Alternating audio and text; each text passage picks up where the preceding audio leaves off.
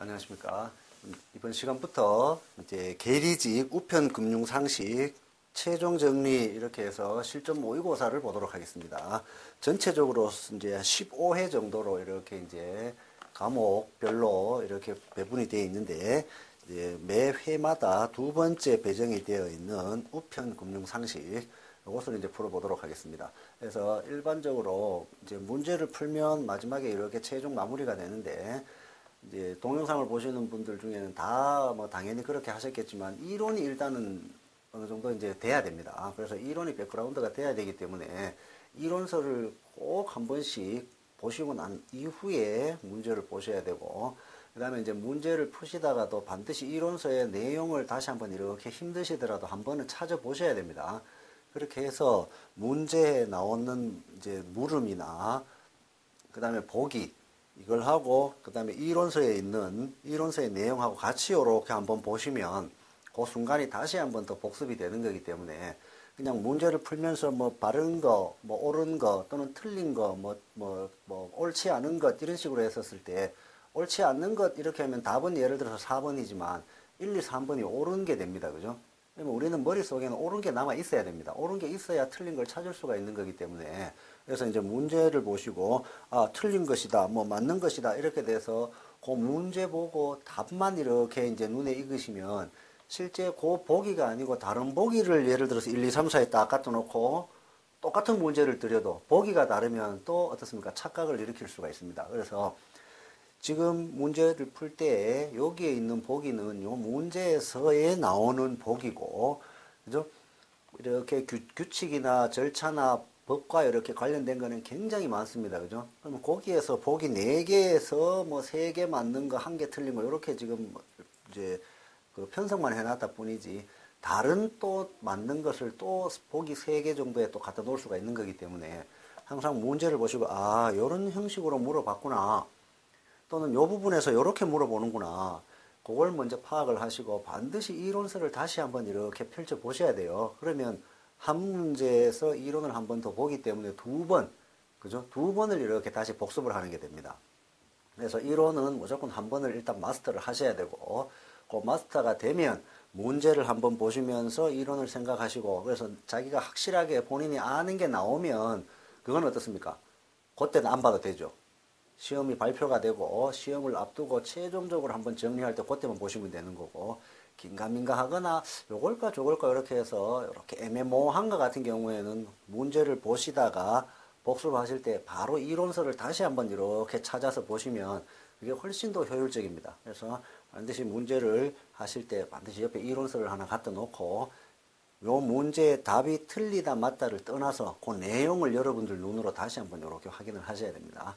그게 만약에 시험을 치실 때 당일날에도 훨씬 더 안정적이고 더 높은 점수, 그 다음에 본인도 모르게 문제를 풀지만 이론서도 다시 한번 보는 효과, 그렇게 있는 겁니다. 그래서 그걸 꼭 제가 말씀을 드리고, 자, 그러면 1회 실전 모의고사에서 우편 및 금융상식을 보도록 하겠습니다.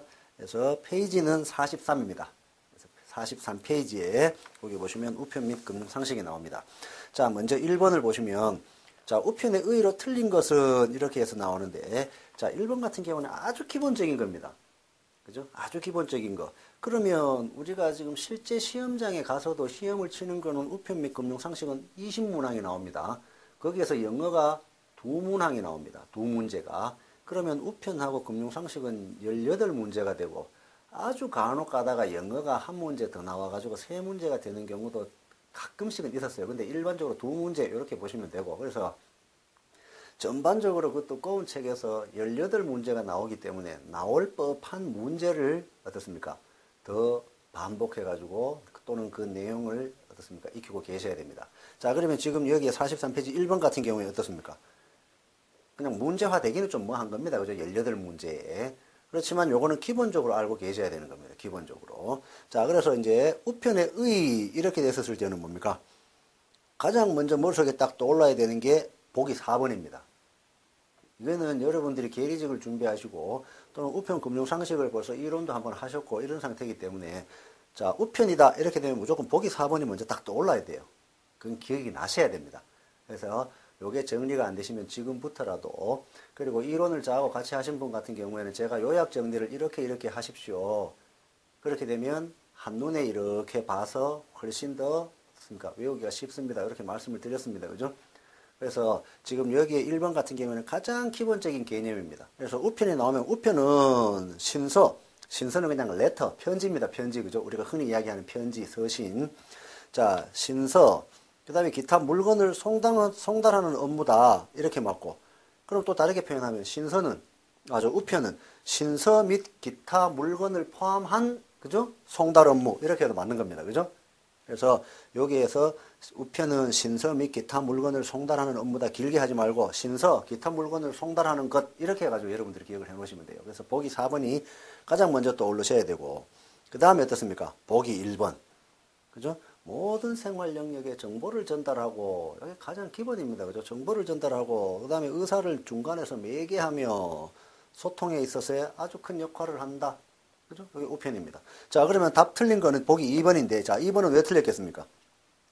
자, 넓은 의미의 우편은 격지자간에 떨어져 있는 사람 간입니다. 그래서 뭐 격지자간에 뭐 이런 건 우리 뭐 의미를 뭐 몰라도 상관없고, 떨어져 있는 사람들끼리 의사를 전달하는 요까지는 맞는데 신서 송달을 가리킨다. 이렇게 해서, 자, 넓은 의미는 보기 4번에 나오는 거 신서 또는 기타 물건들까지 다 포함을 시키는 거고, 지금 여기에는 신서를 어떻습니까? 신서의 송달해가지고 더 좁죠. 협의를 이야기를 한 겁니다. 자, 그러면 여러분들이 1번 같은 경우 어떻습니까? 외우시려고 하지 말고, 자, 보통 우리가 협의, 강의 이렇게 됐을 때 협의는 아주 좁게, 그죠? 아주 디테일하게 이렇게 구분한 거고, 강의는 넓게 포괄적으로 본 겁니다. 당연히 강의 넓게 포괄적으로 보니까 신서 포함되고 기타 물건, 그냥 물건, 특정 물건도 아니고 기타 물건입니다. 그게 당연히 광의가 되겠죠. 근데 지금 여기에서는 뭡니까? 신서만, 그죠?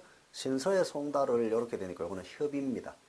그래서 넓은 의미가 아니고 좁은 의미의 설명을 해놓고 앞에 타이틀은 넓은 의미에 이렇게 되기 때문에 이게 틀린 겁니다.